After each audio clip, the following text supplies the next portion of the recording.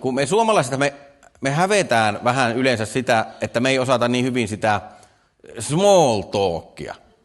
Sitä small talkia, että amerikkalaiset ja englantilaiset, ne on niin kuin hyviä small talkissa, mutta sitten me suomalaiset yleensä ajatellaan, että me ei oikein osata sitä. Mutta mä oon siitä vähän eri mieltä. Mun mielestä meillä Suomessa kyllä on small talkia, ja me tehdään ja käytetään sitä ja osataan tehdä sitä, mutta se meidän suomalainen small talk on vaan pidemmälle kehittynyttä ja energiatehokkaampaa ja evoluutiossa niin jalostuneempaa small talkia. Sen smallimpaa talkia ei ole missään. Se on viety pidemmälle. Se on hyvin loppuasti smallitettua talkia.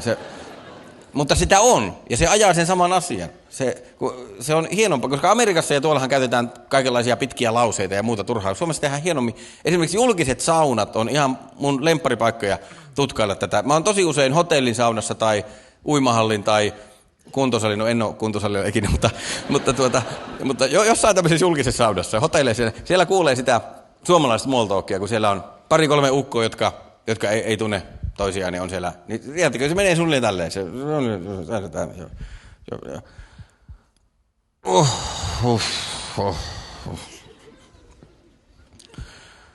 Semmosta. Ai. Kyllä.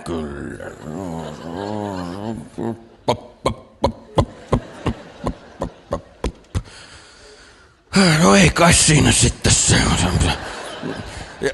Ja se ajaa sen saman asian. Ja siinä muodostuu se yhteys. Siinä huomioidaan se toinen. Ja se on small talkia, koska näitä ääniä ei tulisi, jos se toinen ei olisi siinä. Ne on osoitettu. Ei kukaan yksin kotona saunassa silleen semmoista. Ei. Silloin kun siinä on ja siinä ajatellaan toista tai huomioidaan, se small talk tulee ja sitten siinä se muodostuu kokonainen yhteys jälkeenpäin. Voi kun on 20 minuuttia jonkun tuntemattoman kanssa ollut saunassa. Jälkeenpäin voi sanoa, että joo, minä tunnen, se on hyvä äijä.